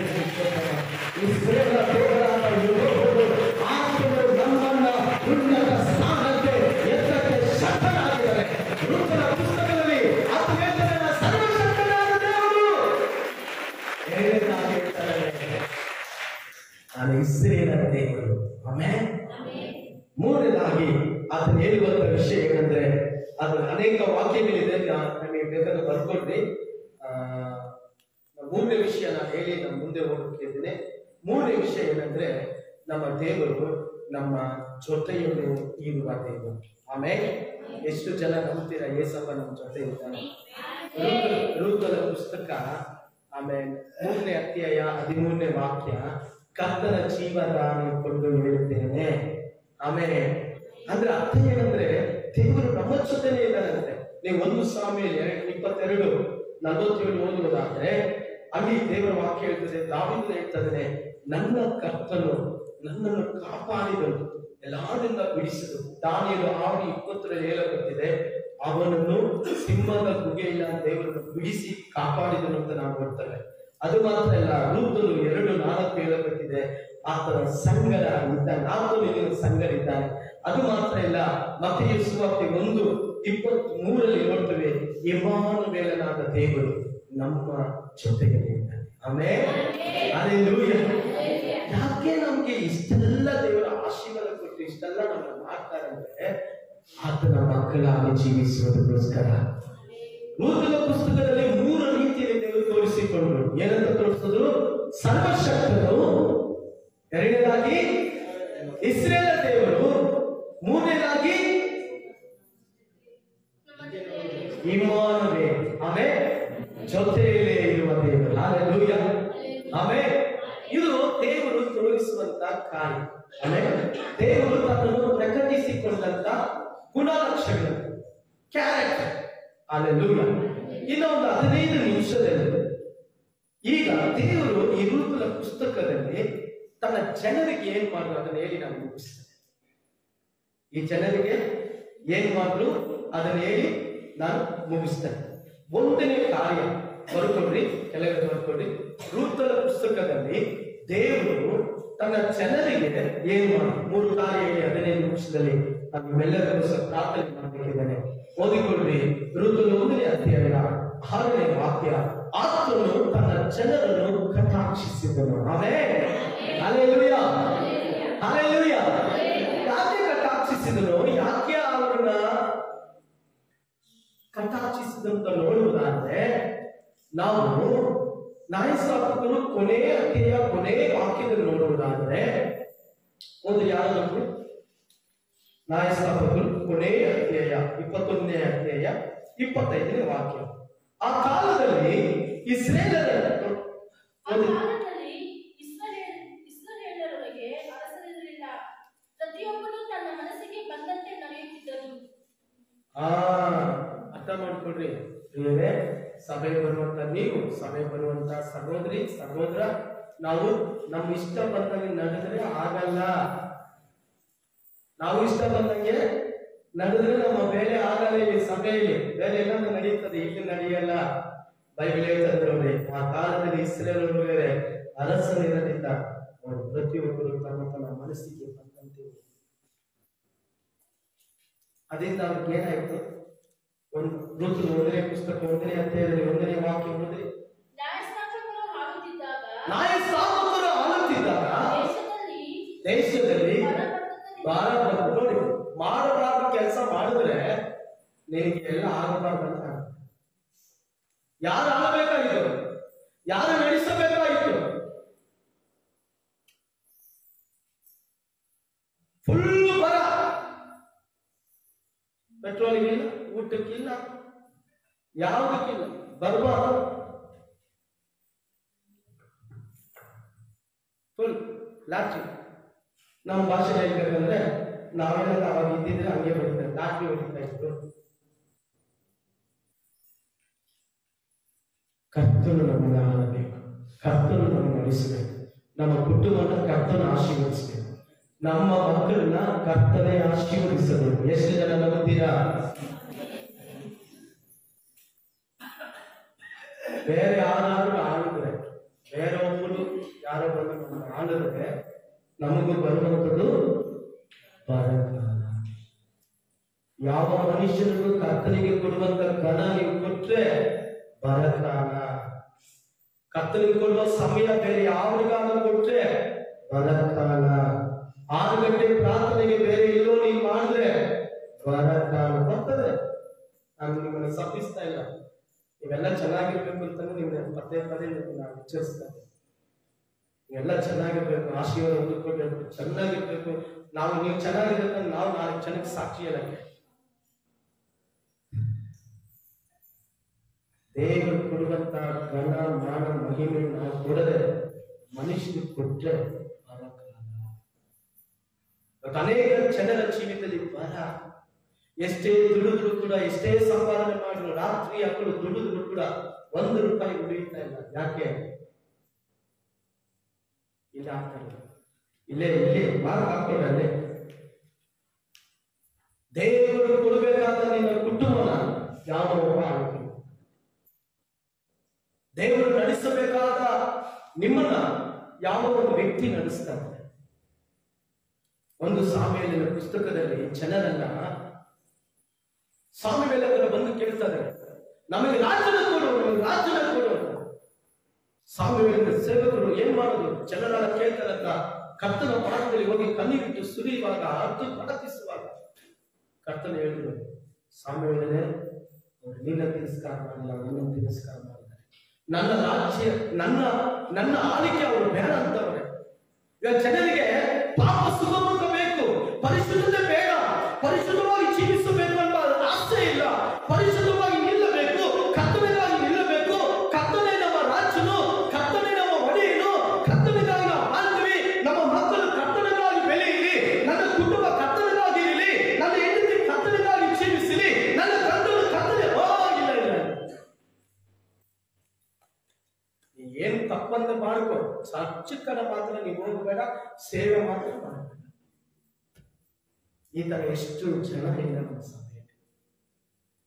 ಆಳಬೇಕಾದವರು ಹಾನಿಲ್ಲ. ಇವತ್ತು ನಮ್ಗೆ ಅದೇ ಅನುಭವ ಬಂದಿದ್ದು, ನಮ್ಮ ಸಭೆನ ಯಾರು ಆಳ್ತಾ ಇದ್ದಾರೆ, ನಮ್ಮ ಸಭೆನ ಯಾರು ಆಳ್ತಾ ಇದ್ದಾರೆ, ಈ ಸಭೆ ಯಾರು, ಈ ಸಭೆಗೆ ತಲೆ ಯಾರು, ಈ ಸಭೆಗೆ ಯಜಮಾನ ಯಾರು, ಈ ತಲೆಗೆ ಯಜಮಾನ ಯಾರು? ನಾನು ಒಂದೇ ಪ್ರಶ್ನೆ ಬಂತು. ನನಗೋಸ್ಕರ ನಾನು ಸೇವೆ ಮಾಡ್ತಾ ಇದ್ದೀನಾ? ನನಗೋಸ್ಕರ ಎಲ್ಲ ಮಾಡ್ತಾ ಇದ್ದೀನಾ? ಇಲ್ಲ, ದೇವರ ರಾಜ್ಯಕ್ಕೋಸ್ಕರ ಮಾಡ್ತಾ ಇದ್ದೀನಿ, ದೇವರ ಚಿತ್ತಕ್ಕೋಸ್ಕರ ಮಾಡ್ತಾ ಇದ್ದೀನಿ. ಮಾಡುವಾಗ ಆ ಮಾರ್ಗ ಆಯ್ಕೆ ಹಂಚಿಕೊಳ್ತಾರೆ. ಬರಬರು ಅದಕ್ಕೆ ದೇವರು ಬಿಟ್ಟಿಲ್ಲ. ಋತುಲು ಏನ್ ಮಾಡ್ತಾರೆ, ನೆಗೋಮಿ ಏನ್ ಮಾಡ್ತಾರೆ, ತನ್ನ ಗಂಡನ 2 ಮಕ್ಕಳನ್ನ ಕರ್ಕೊಂಡು ಹೋಗ್ತಾರೆ. ಏನು ಬಿಟ್ಟು? ಆಲೆಯನ್ನು ಬಿಟ್ಟು ಹೋಗ್ತಾರೆ. ಬೆತ್ಲೆಹೇಮನ್ನು ಬಿಟ್ಟು ಹೋದ್ರು.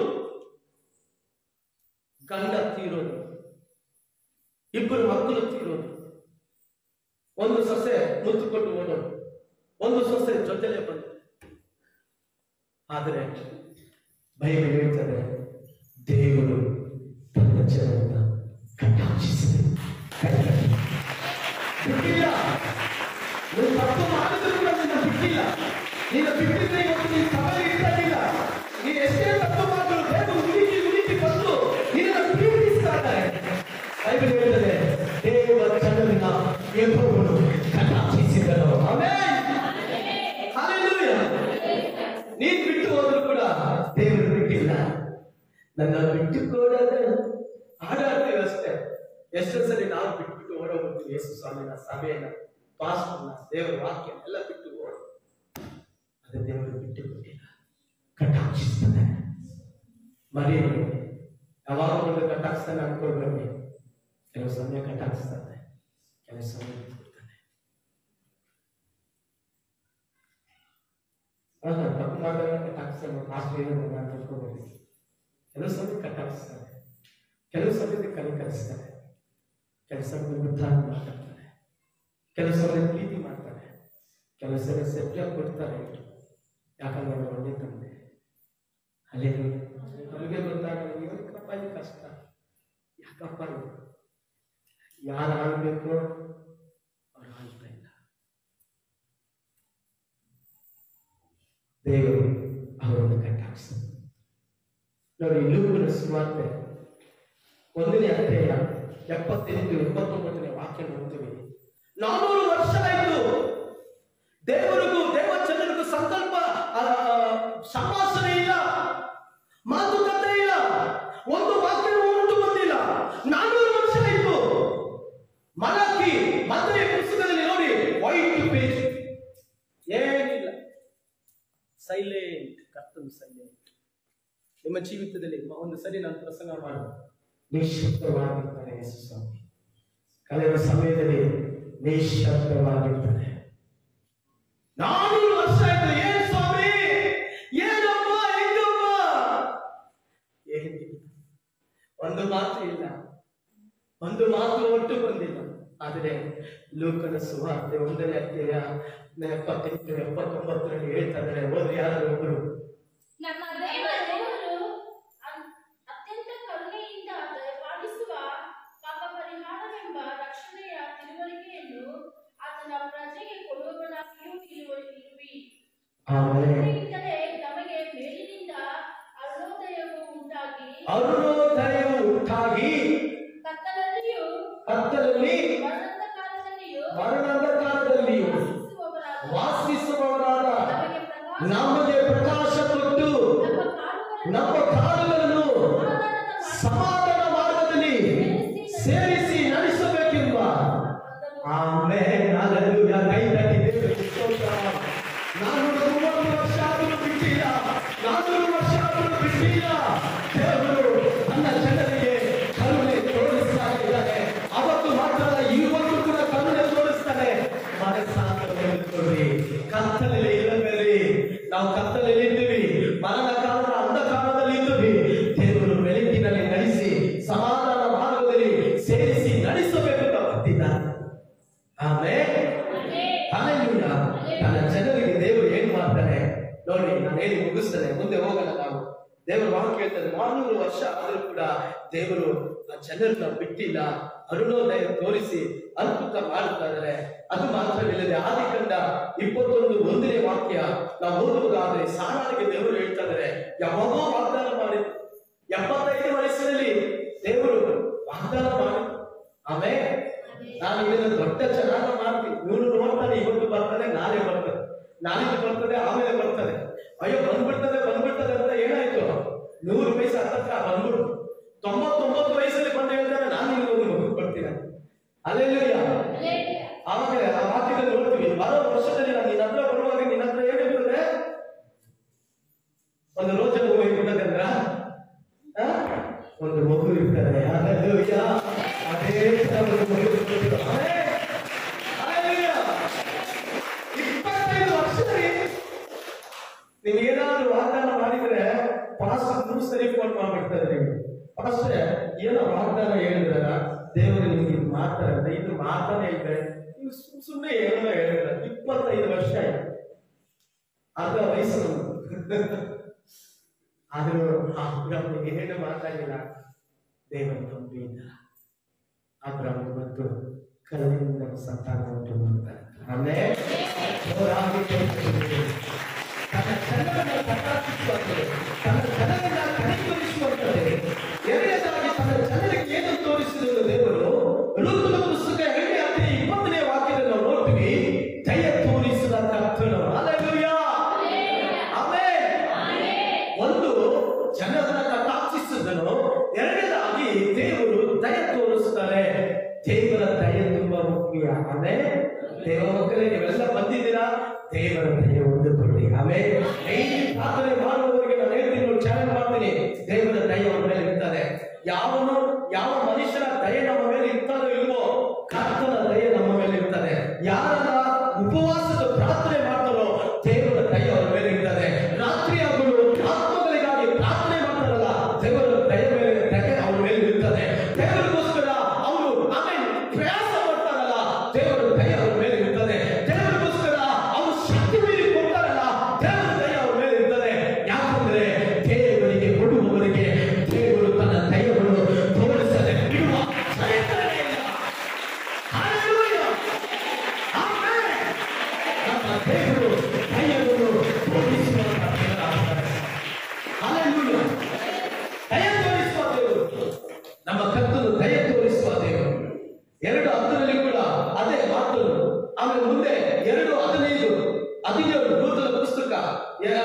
1:21, 4:14 ಇವೆಲ್ಲದರಲ್ಲೂ ನಾವು ನೋಡುವುದಾದ್ರೆ ದಯ ತೋರಿಸುವ ದೇವರು. ಆಮೇಲೆ ಈ ಒಂದು ಕಾರ್ಯ ನಾನು ಹೇಳ್ತೀನಿ, ದಯ ತೋರಿಸುವುದರಲ್ಲಿ ಸಮಯ ಆಗ್ತಾ ಇದೆ.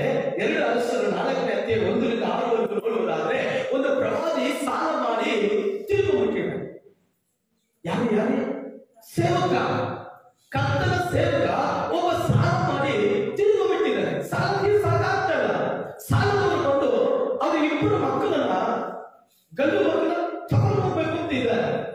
ಈ ವಿಧವೆ ಎಲಿಷಾ, ಪಾಸ್ಟರ್ ಎಲಿಷಾ ಹತ್ರ ಬಂದು ಹೇಳ್ತಾರೆ, ಸ್ವಾಮಿಗಳೇ,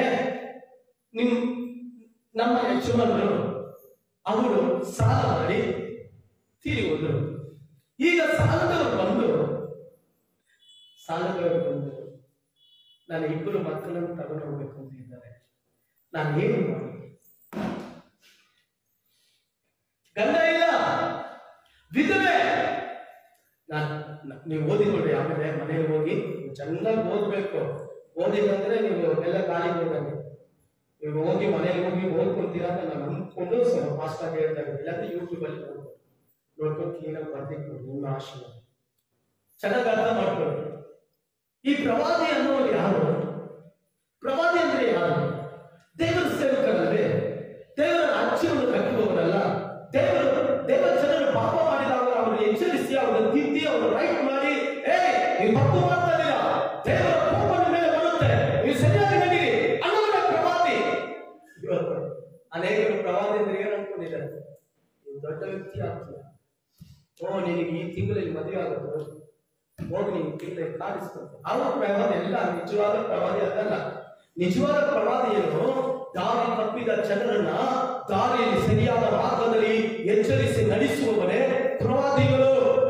ಕರ್ತನ ವಾಕ್ಯ ಕೊಂಡು ಜನರನ್ನ ಎಚ್ಚರಿಸಿ ನಡೆಸ್ತಾರಲ್ವಾ, ಅವರೇ ನಿಜವಾದ ಪ್ರವಾದಿ.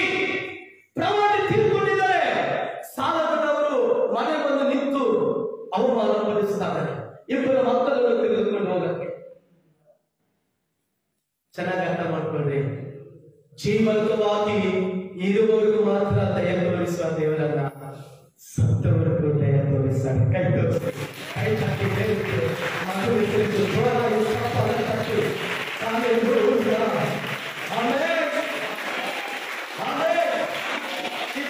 ಪ್ರಾರ್ಥನೆ ಮಾಡಿರಲ್ವಾ, ಸ್ವಾಮಿ ಇಷ್ಟು ಸಾಲ ಇದೆ, ನಾನು ಏನು ಮಾಡಿ ಅಂತ. ಪ್ರವಾದಿ ಸತ್ತೋದ, ಅವನ ಪ್ರಾರ್ಥನೆ ಕೇಳಿದ ದೇವರು ಅದನ್ನು ದಯ ತೋರಿಸುವ ದೇವರು. ಕೈ ಕಟ್ಟಿ ನಮ್ಮ ದೇವರು ದಯ ತೋರಿಸುವ ದೇವರು. ನಾನು ನಂಬುತ್ತೇನೆ, ಇಲ್ಲಿ ನಡೆದು ಪ್ರಾರ್ಥನೆ ಮಾಡುತ್ತೀವಿ, ಊರು ಹೋಗಿ ಸುಮಾರು ಸಾರಿದ್ದೀವಿ. ನಾವು ಸತ್ತರೂ ಕೂಡ ನಾವು ಮಾಡಿದ ಪ್ರಾರ್ಥನೆ ಇವತ್ತು ಕೂಡ ಜೀವಂತವಾಗಿ ಕರ್ತನ ಬರುವ ದಿನವರೆಗೂ ಆ ಪ್ರಾರ್ಥನೆ ಜೀವಂತವಾಗಿರುತ್ತದೆ.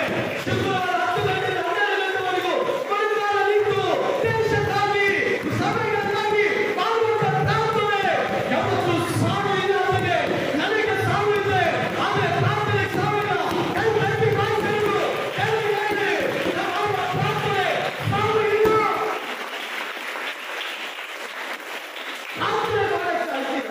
ಪ್ರಾರ್ಥನೆ ಮಾಡಕ್ಕೆ ಕಷ್ಟ, ಪ್ರಾರ್ಥನೆಗೆ ಸಾವಿಲ್ಲ.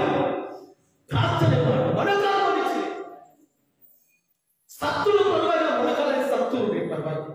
ನಮ್ಮ ಆತ್ಮೀಯ ತಂದೆ ನಮ್ಮನ್ನು ಬೆಳೆಸಿ ನಮಗೆ ಸತ್ತು ಪರವಾಗಿಲ್ಲ, ಸರಿಯಾಗಿ ಸತ್ತು ಬೆಳೆಸಿದ್ವಿ. ನಾವು ನಿಮ್ಮನ್ನು ಮುದ್ದಾಗಿ ಬೆಳೆಸಿಬಿಟ್ಟಿದ್ದೆ, ಅದೇ ತಪ್ಪಾಯ್ತು. ತಪ್ಪು ನಮ್ಮದು. ನಾವು ಪಟ್ಟಂತ ಕಷ್ಟ ನೀವು ಪಡಬಾರ್ದು ಅಂತ ಅನ್ಕೊಂಡಿವಲ್ಲ, ಅದೇ ತಪ್ಪು. ನೀನು ಅಲ್ಲಿರಯ್ಯ, ನನ್ನ ಪಾಸ್ಟರ್, ನೀ ಇಲ್ಲಿರ್ಬೇಕು, ನಾನು ನೀನು ಅಲ್ಲಿರೋ, ಹಂಗ ಮಾಡಿದರೆ ಇವೆಲ್ಲ ಕರೆಕ್ಟಾಗಿ ಭಯ ಗೊತ್ತಿಲ್ಲ. ಒಂದು ವೇಳೆ ಇರ್ಬೋದು, ಇರ್ತಾ ಇದ್ದೀವಿ ನಾವು ಪಕ್ಕದಲ್ಲಿ ಕುಣಿಸ್ಕೊಳ್ತೀರಲ್ಲ, ನಮ್ಮ ಲೆವೆಲ್ ನೀವು ತೋರಿಸ್ತೀರಲ್ಲ, ನಾವೆಲ್ಲಿ ಕುತ್ಕೊಂಡು ಅಲ್ಲಿ ಒಂದು ಕುಣಿಸ್ಕೊಳ್ತೀರಲ್ಲ, ಅದನ್ನು ಮಾಡಿ ದೊಡ್ಡ ತಪ್ಪು.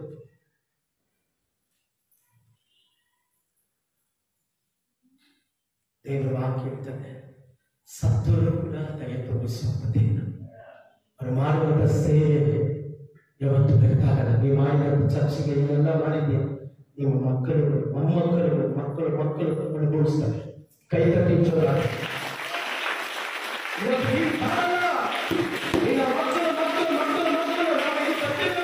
ಇಷ್ಟು ಬೇಗ ಮಾಡಿದ್ದೀವಿ, ನಾವು ಅನುಭವಿಸಿಲ್ಲ ಅನ್ನೋದು. ನಮ್ಮ ಮಕ್ಕಳು ಮಕ್ಕಳು ಸಂತತಿ ಸಂತತಿ ಸಂತತಿ ಎಲ್ಲ ಜನಾಂಗಗಳು ಬಂದು ಈ ದೇವರನ್ನು ಆರಾಧಿಸುವಂತೆ ಆತನು ದೇವ ತೋರಿಸುವಂತೆ ಶಕ್ತರಾಗಿದ್ದಾರೆ. ಇವತ್ತು ಇಷ್ಟಪಟ್ಟಾಗಿ ಜನರು ನಡೀಬಹುದು. ಇವತ್ತು ಅವರು ಇಲ್ಲಿ ಒಂದು ವೇಷ, ಮನೆಯಲ್ಲಿ ಒಂದು ವೇಷ, ಊರಲ್ಲಿ ಒಂದು ವೇಷ, ರಾಷ್ಟ್ರ ಮುಂದೆ ಒಂದು ವೇಷ ಹಾಕಬಹುದು, ನನಗೆ ಗೊತ್ತು. ಆದ್ರೆ ನನ್ನ ದೇವರು ದಯೆ ತೋರಿಸುವುದಿಲ್ಲ. ನನ್ನ ದೇವರು ದಯೆ ತೋರಿಸುವ, ನನ್ನ ಕರ್ತರು ದಯೆ ತೋರಿಸುವ, ಆತನ ದಯೆ ಎಂದಿಗೂ ಪತರ ಆಗುವುದಿಲ್ಲ. ದಯೆ ತೋರಿಸ್ತಾರೆ. ಆಮೇಲೆ ಹಲ್ಲೆಲೂಯಾ. ಕೊನೆಯದಾಗಿ ನಾನು ಏನು ಮುಗಿಸ್ತೇನೆ, ಮೂರನೇ ಕಾರ್ಯ, ದೇವರು ತನ್ನ ಜನರಿಗೆ ಏನು ಮಾಡ್ತಾನೆ ಹೇಗೆ ಅಂತೇಳಿ 4ನೇ ವಾಕ್ಯ, ಕರ್ತನು ಆಶೀರ್ವದಿಸ್ತಾನೆ. ಆಮೇಲೆ ತನ್ನ ಜನರನ್ನ ದೇವರು ಆಶೀರ್ವದಿಸ್ತಾನೆ. ಮೊದಲು ಕಟಾಕ್ಷಿಸ್ತಾನೆ, 2 ದಯೆ ತೋರಿಸ್ತಾನೆ, 3 ಆಶೀರ್ವದಿಸ್ತಾನೆ. ಅರಣ್ಯಕಾಂಡ 24:1 ಹೇಳಲ್ಪಟ್ಟಿದೆ, ಇಸ್ರಾಯೇಲ್ ಜನರನ್ನು ಆಶೀರ್ವದಿಸದೆ ಯೆಹೋವನಿಗೆ ಪ್ರಿಯವಾಗಿದೆ. ಇವಾಗ ನೀವು ಆಶೀರ್ವಾದವಾಗಿ ಇಲ್ಲದ ಕಾರಣ ಏನು? ನೀವು ಆಶೀರ್ವಾದ ಪಡ್ಕೊಳ್ಳದೇ ಇರೋ ಕಾರಣ ಏನು? ನೀವು ಯೋಚನೆ ಮಾಡಿ. ಪಾಸ್ಟ್ರಿ ಇಷ್ಟೆಲ್ಲ ಹೇಳ್ತಾರಲ್ಲಪ್ಪ, ಯೇಸು ಸ್ವಾಮಿ ನಮಗೆ ಆಶೀರ್ವಾದವೇ ಬರ್ತಾ ಇಲ್ಲ. ನಿಮ್ಮಲ್ಲೇ ತೊಂದರೆ, ನಿಮ್ಮ ಒಳಗಡೆ ತೊಂದರೆ, ಹೊರಗೆಲ್ಲ ಒಳಗಡೆ ತೊಂದರೆ, ಇಲ್ಲಿ ತೊಂದರೆ ಇರೋರು ಹೃದಯದಲ್ಲಿರೋ ತೊಂದರೆ. ದೇವರು ಹೇಳ್ತಾರೆ, ನನ್ನ ಜನರನ್ನ ಆಶೀರ್ವದಿಸದೆ ನನ್ನ ಪ್ರಿಯ. ಆಮೇಲೆ ಅವ್ರಿಗೆ ಆಸೆ ಏನಂದ್ರೆ, ನಮಗೇನಂದ್ರೆ ನಮ್ಮ ಮಕ್ಕಳು ಚೆನ್ನಾಗಿರ್ಬೇಕು, ನನ್ನ ಮಕ್ಕಳು ನಮ್ಮ ತರ ಚೆನ್ನಾಗಿರ್ಬೇಕು. ಆದ್ರೆ ನಾವು ಬೈಬಲ್ ಕೆಟ್ಟವರಾದ ನೀವು ಇಷ್ಟು ಒಳ್ಳೆ ವರದಾನ ಮಕ್ಕಳು ಕೇಳಿದ್ರೆ ನೀವು ಕೊಡ್ತೀರಾ? ಪರಲೋಕದ ತಂದೆ ನಾನು ಎಷ್ಟು ಒಳ್ಳೆ ವರದಾನಗಳು ಕೊಡಲ್ಲ. ಆಮೇಲೆ ನಮ್ಮ ದೇವರು ಎಷ್ಟು ಒಳ್ಳೆ, ಅವ್ರು ಹೇಳ್ತಾರೆ, ನಾನು ನಿಮ್ಮನ್ನು ಆಶೀರ್ವದಿಸ್ತೇನೆ, ನಾನು ನಿಮ್ಮನ್ನು ಆಶೀರ್ವದಿಸ್ತೇನೆ, ನಾನು ನಿಮ್ಮನ್ನು ಆಶೀರ್ವದಿಸ್ತೇನೆ. ಬಡತನದಲ್ಲಿದ್ದೀರಾ, ತುಂಬಾ ಕಷ್ಟದಲ್ಲಿದ್ದೀರಾ, ಊಟಕ್ಕೂ ಕಷ್ಟನಾ, ಜೀವನ ನಡೆಸಲು ತುಂಬಾ ಬಾಧೆಗಿದ್ದೀರಾ, ದೇವರನ್ನು ಆಶೀರ್ವದಿಸ್ತಾರೆ. ಬಂದಿಟ್ಟುಕೊಂಡು ಈ ಚಾನೆಲ್ ನಿಮ್ಮನ್ನ ದೇವರು ಆಮೇಲೆ ಊರಲ್ಲಿ ತಿರುಗಿ ನೋಡುವಂತೆ, ನಿಮ್ಮ ಗ್ರಾಮದಲ್ಲಿ ನಿಮ್ಮ ಸುತ್ತಲಿರುವಂತಹ ಮಳೆ ತಿರುಗಿ ನೋಡುವಂತೆ, ನನ್ನ ಕರ್ತನು, ನನ್ನ ಕರ್ತನಾದ ದೇವರು, ಇಸ್ರಾಯೇಲ್ ದೇವರು, ಸರ್ವಶಕ್ತನಾದ ದೇವರು ಆಶೀರ್ವಾದ ಮಾಡ್ತಾರೆ, ಮಾಡಬೇಕು. Amen, hallelujah. ನಾವು ಕರೆಯನ್ನು ಕೊಡಬೇಕು.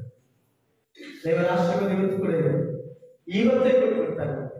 ಅವನು ಕೊಡಬೇಕಾದ ಶಕ್ತಿ ಅವನು ಆತನ ಬೇರೆ ಯಾರು ಕೊಡಲಿ, ಅವನ್ನ ಆರಾಧಿಸುವಂತವ್ರನ್ನ, ಅವ್ರನ್ನ ಹುಚ್ಚರಾಗಿ ಅವ್ರನ್ನ ನಂಬುವವರಿಗೆ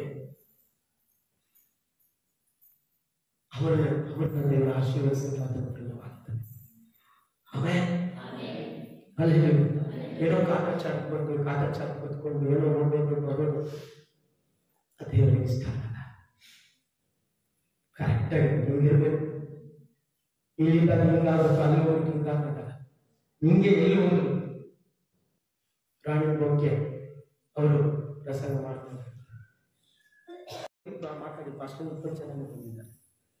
ಫಾಸ್ಟ್ ಹೇಳುತ್ತೆ, ನಾನು ಸಿಂಹದ ಬರೆಯಪ್ಪ, ನಾನು ಸಿಂಹದ ಬರೀತಾ ಕಿಚ್ಚ, ನಾನು ಹುಣ್ಣೆ ಬರೆಯಲ್ಲ. ಅಲ್ಲೇ ಇವತ್ತು ಏನ್ ಮಾಡ್ತೀರಾ? ಇಲ್ಲಿ ಬಂದಾಗ ಸಿಂಹದ ಬರೀತಾಗ ಇರ್ತೀರಾ, ಮನೆಗೆ ಹೋದ್ರೆ ಓಣೆ ಮನೆ ಹಾಕ್ತೀರಾ, ಕತ್ತೆ ಮನೆ ಹಾಕ್ತೀರಾ, ಹಂದಿ ಮನೆ ಹಾಕ್ತೀರಾ, ಯಾವ ಮನೆ ಹಾಕ್ತಿರೋ ನಿಮಗೆ ಗೊತ್ತಿರಬೇಕು. ನಾವೇನಿದ್ರು ಸಿಂಹದ ಮನೆಗಳಾಗಿರ್ಬೇಕು. ಬೈಬಲ್ ವಾಕ್ಯ ಹೇಳ್ತದೆ, 2 ತಿಂಗಳು 28:1 ನೀತಿವಂತನು ಸಿಂಹದಂತೆ ಧೈರ್ಯವಾಗಿರ್ತಾನೆ.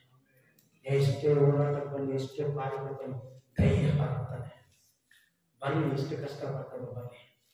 ಪಾಂಪ್ಲೆಟ್ 1500 ಪಾಂಪ್ಲೆಟ್ ಇದೆ, ಊರು ಕೂಡ ಕೊಡ್ತೀವಿ, ಬರಲಿ ಧೈರ್ಯವಾಗಿರಬೇಕು. ಎಲ್ಲದೂ ಬರಲಿ, ಒಡಿಸ್ಕೊಳ್ಳೋದು ಬರಲಿ, ಬಯಸ್ಕೊಳ್ಳೋದು ಬರಲಿ, ಎಲ್ಲದೂ ಬರಲಿ. ಒಂದು ಜೀವ ಮಾಡೋಷ್ಟೇ ಕೆಲವು ಆತ್ಮವನ್ನು ಕರ್ತರಿಂದ ರೆಡಿ ಮಾಡಿರ್ಬೇಕು. ಆಮೇಲೆ ಹಲ್ಲೆಲೂಯಾ.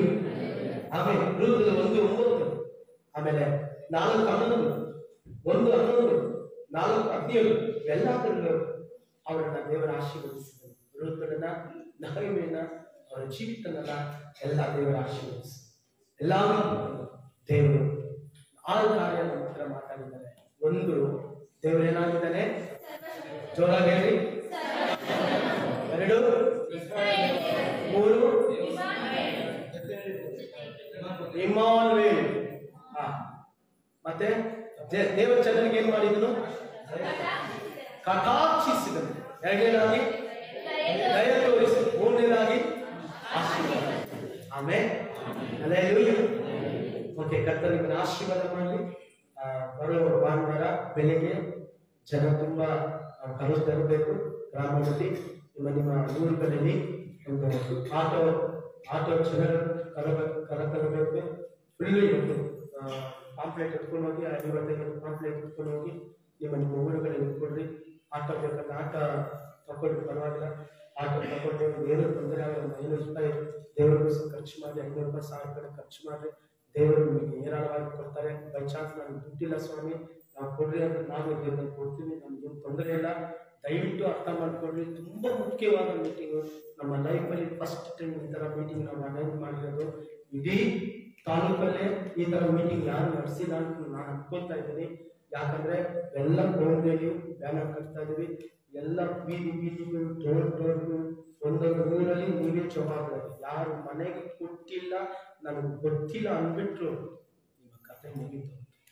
ಅದರಿಂದ ಸ್ವಲ್ಪ ಭಯಭಕ್ತಿ ಮೇಲೆ ಫುಲ್ಲು ಸ್ಟ್ರಿಕ್ಟ್. ನೀವೆಲ್ಲರೂ ನೀವು ಎಲೆಗೆ ಹಾಕಿ ಕಂಡು ಹಿಡಿದು ಬಿಟ್ಟೆ, ನೀವು ಅವತ್ತು ಈ ಚರ್ಚಿಗೆ ಗುಡ್ ಬೈ ಹೇಳ್ಬಿಟ್ಟು ಟಾಟಾ ಮಾಡಿಬಿಟ್ಟು ನೀವು ಹೋಗ್ಬೇಕು. ನೀವು ಇಲ್ಲಿ ಇರೋಂಗೆ ನಿಮಗೆ ಈ ಸ್ಥಳ ಸರಿಯಿಲ್ಲ. ನಿಮಗೆ ಬೇರೆ ಸಭೆ ಇದೆ, ನಿಮ್ಮ ಸಭೆ ಬೇರೆ ಸಭೆ ಇದೆ, ಆ ಸಭೆಗೆ ಹೋಗಿ. ಇಲ್ಲಿ ಅಲ್ಲೋ ಇಲ್ಲ, ಅನ್ಸು ಕಾಂಟ್ರಾಕ್ಟು ಮತ್ತೊಂದು ನೋಡಿ